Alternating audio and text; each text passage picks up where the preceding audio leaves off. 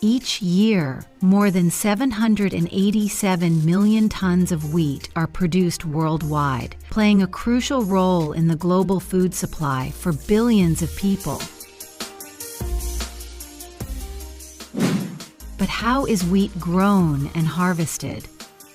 What does the process involve, and what technologies are enhancing productivity?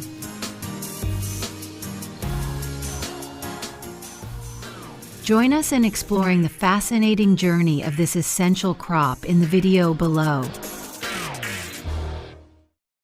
Wheat's journey begins with careful soil preparation to ensure optimal conditions for the crop.